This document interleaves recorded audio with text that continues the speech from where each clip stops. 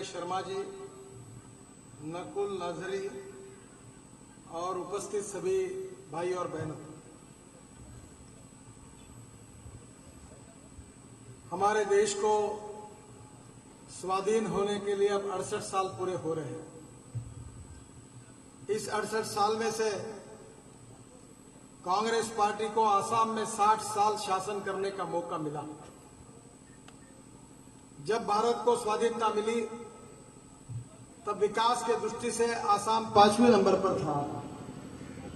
आज आसाम की हालत ये बनी है कि गरीबी में आज आसाम 16वें नंबर पर है।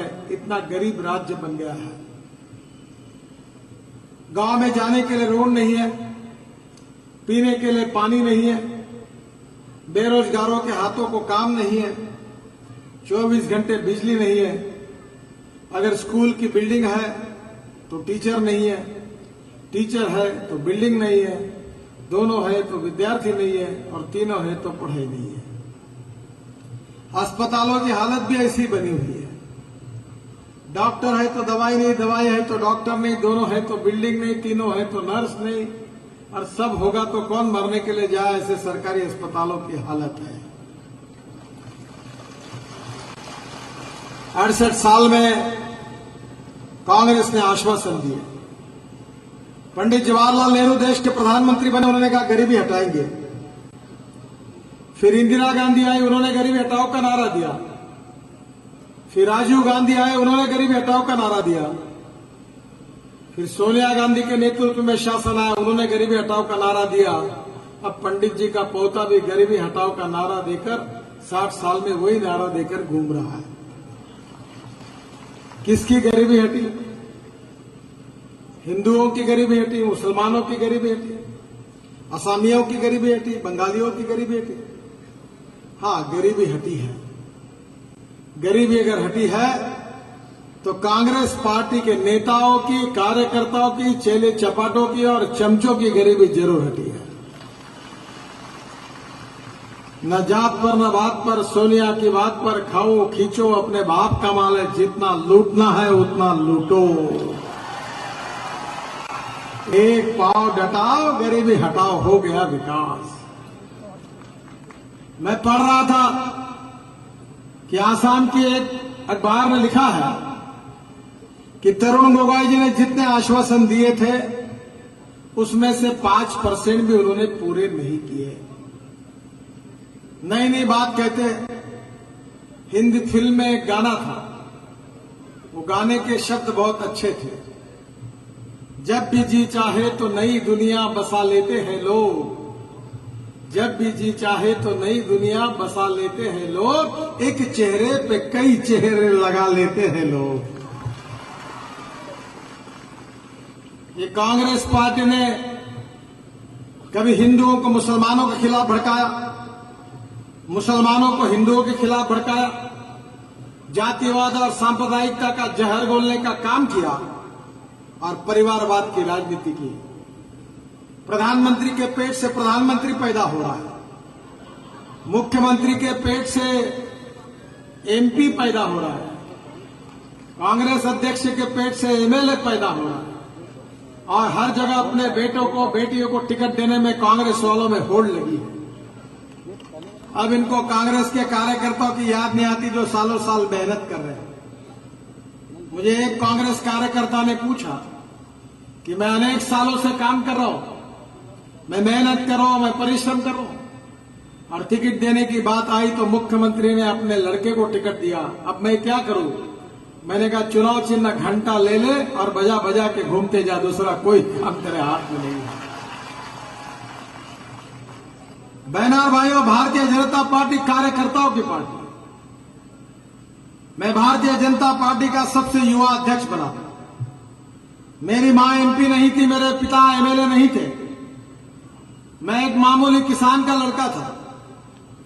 मैं पोस्टर चिपकाने का काम करता था, दीवारों पर लिखने का काम करता था, पर्चियां बांटने का काम करता था। मैंने कभी किसी के गले में हार नहीं डाले और किसी को अपना बायोडाटा नहीं दिया। ये पार्टी कार्यकर्ताओं की पार्टी है। जिस कुर्सी पर अटल बिहारी वाजपेयी बैठे थे, उसी कुर्सी पर बैठने का मुझे सौभाग्य मिला, क्योंकि भारतीय जनता पार्टी ये कार्यकर्ताओं की पार्टी है, ये किसी की पार्टी नहीं है।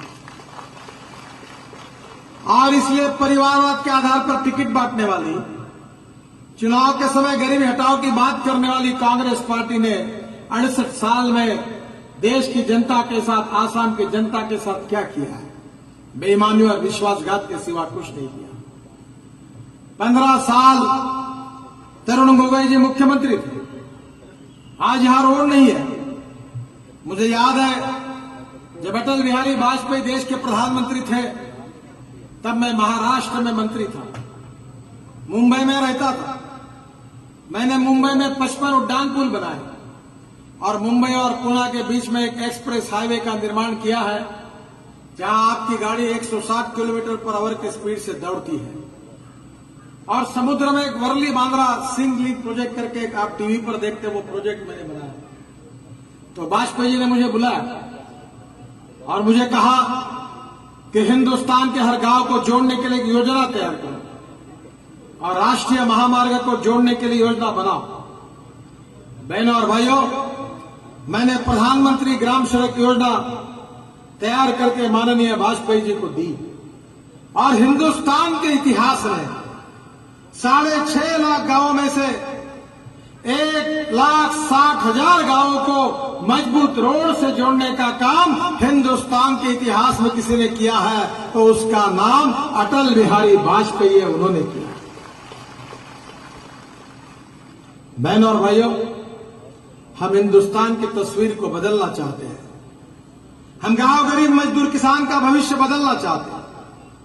किसानों के खेत को पानी मिलना चाहिए, गांव में 24 घंटे बिजली होनी चाहिए, हर गांव में रोड होने चाहिए, हर गांव में अच्छी स्कूल होनी चाहिए, हर गांव में अच्छा अस्पताल होना चाहिए। मैं अभी 2 साल भी नहीं हुए मुझे मंत्री बनने के लिए, अभी 26 मई को 2 साल पूरे हो गए। जब कांग्रेस और यूपीए का शासन था तो रोज केवल 2 किलोमीटर राष्ट्रीय महामार्ग बन रहा था, और आज मुझे बताते हुए खुशी हो रही है कि आज हम 20 किलोमीटर पर डे, यानी कम से कम 10 गुना ज्यादा रोड रोज बना रहे। इतना काम हमारी सरकार कर रही है।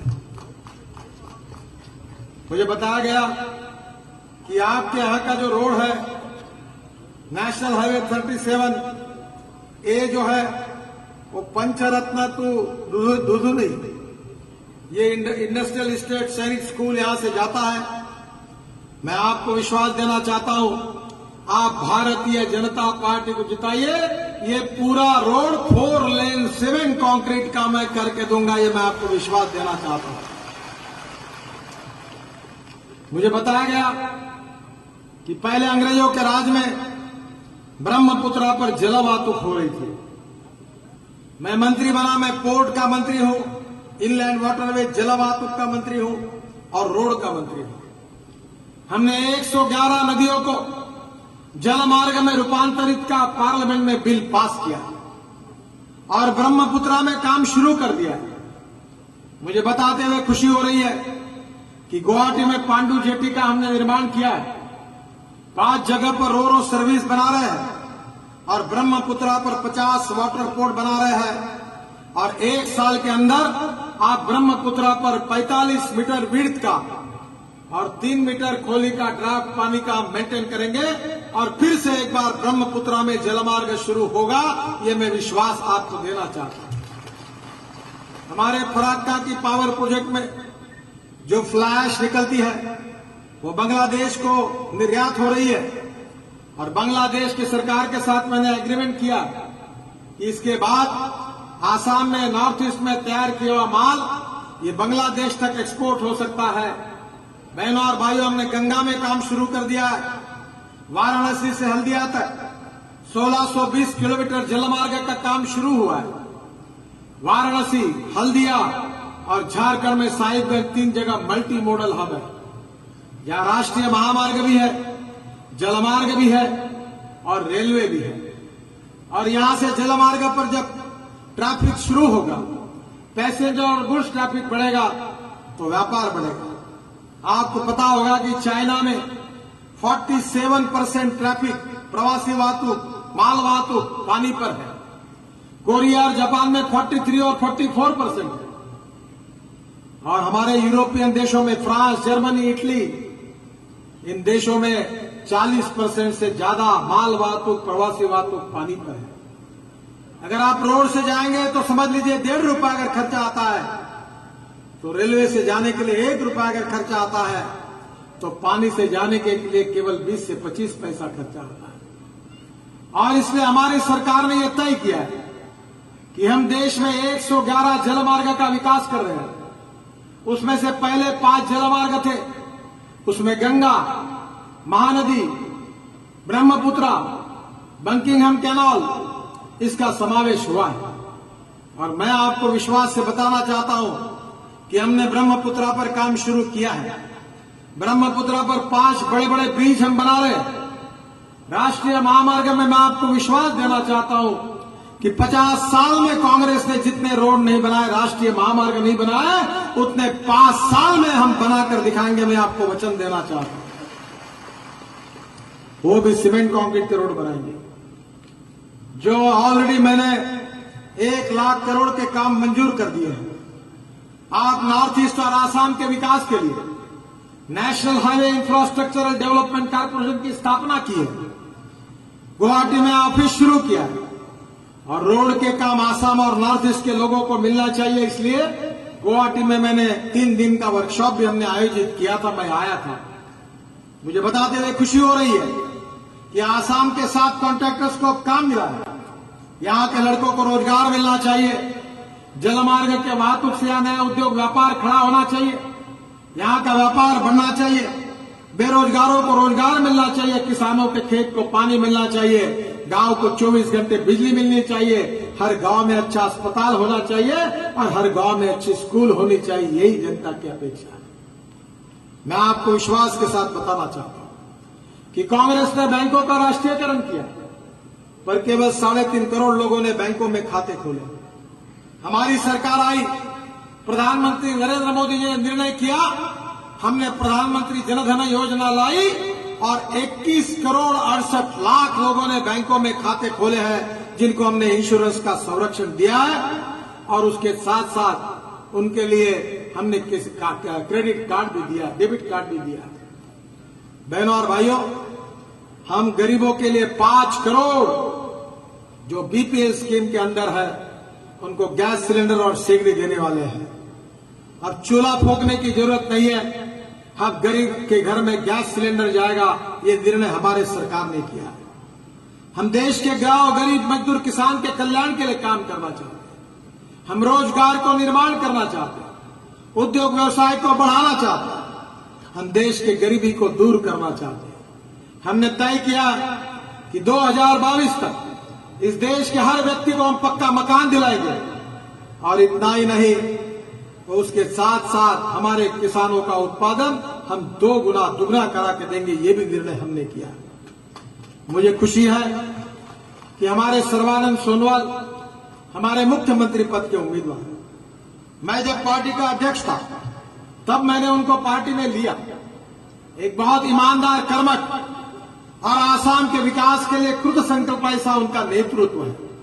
एक तरफ हमारे देश के विकास की यात्रा को नरेंद्र मोदी जी का पावरफुल इंजन लगा है, और दूसरी ओर अगर सोनोवाल जी का इंजन आसाम में लग जाएगा तो डबल इंजन से गाड़ी ऐसे तेजी से दौड़ेगी, आपको पता नहीं चलेगा कि आसाम में कितना विकास हुआ। अब ये 15 साल क्या किया? ये तरुण गोगोई जी ने क्या किया? झूठे आश्वासनों के सिवा कुछ नहीं किया। अब लोग नारा दे रहे, तख्त बदल दो, ताज बदल दो, बेईमान और भ्रष्ट लोगों का राज बदल दो। यही बात लोगों के मुंह में है। बहनों और भाइयों, 15 साल आप सीएजी की रिपोर्ट निकालिए, हिसाब नहीं है, घोटाले हुए। इतना ही नहीं तो 11,080 करोड़ रुपए के यूटिलिटी सर्टिफिकेट नहीं दिए। केवल भ्रष्टाचार, लक्ष्मी दर्शन का कार्यक्रम हुआ है। मैं आपको वचन देने के लिए आया हूं और आज आपको बता रहा हूं, मैं झूठे आश्वासन देने वालों में से नेता नहीं हूं। ये दोनों हमारे एमएलए के उम्मीदवार यहां खड़े हैं। एक उम्मीदवार है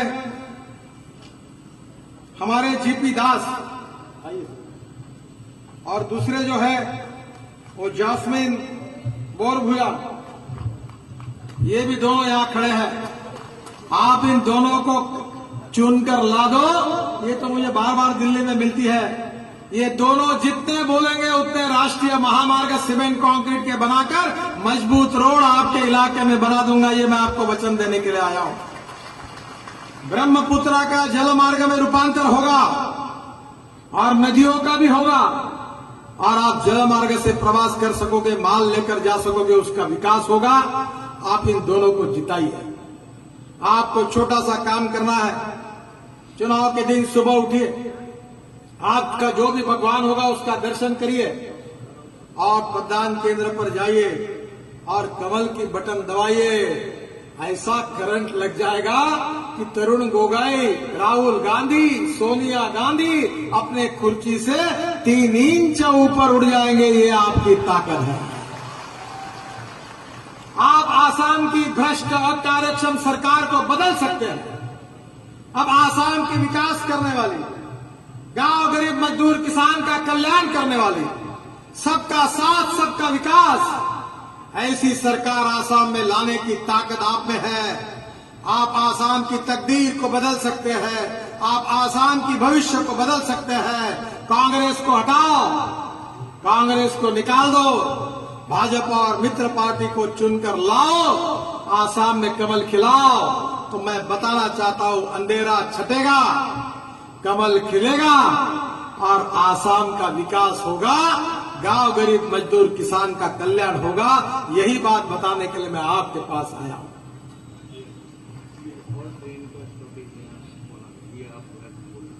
देखिए साहब, मैं जो बोलता हूं वो पक्का करता हूं। जो मेरे डिपार्टमेंट का नहीं है वो मुझे आग्रह मत करिए। मैं आप एक इन्होंने कहा है कि रेलवे का भी हम नेटवर्क खड़ा कर रहे हैं। रेलवे भी आज बहुत बड़े प्रमाण पर रेलवे का काम शुरू हुआ है। अरुणाचल हो, त्रिपुरा हो, वरुण, सभी जगह पर अब ट्रेन शुरू हुई है। मुझे हमारे दास साहब कह रहे हैं कि ट्रेन का स्टॉपेज होना चाहिए। मैं जरूर कोशिश करूंगा। हमारी बहन कह रही है कि हमारा एक देहात है, वहां लाइट नहीं है।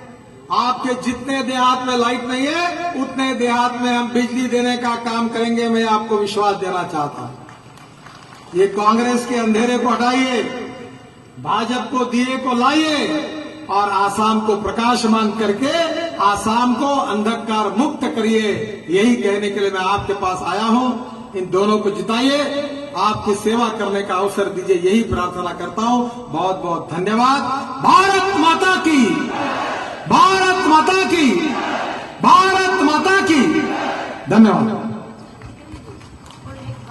भारत माता की जय, भारत माता की जय।